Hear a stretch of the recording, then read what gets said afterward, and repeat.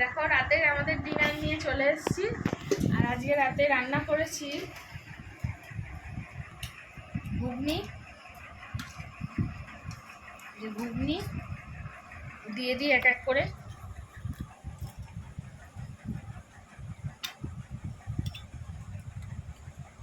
এই ঘুগনি দিয়ে দিলাম। বললো আজকে লুচি খাবে, এই দেখো। আর করেছি লুচি। ঘুগনি যেহেতু করেছিলাম তাই বললো লুচি খাবে, লুচি করে দিলাম।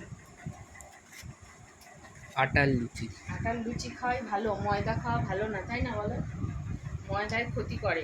আগে আমরাও ময়দার লুচি খেতাম, কিন্তু এখন আমরা আর ময়দার লুচি খাই না, এখন আমরা আটার লুচি খাই। আজকে রাতের ডিনার আমাদের হচ্ছে ঘুগনি আর লুচি।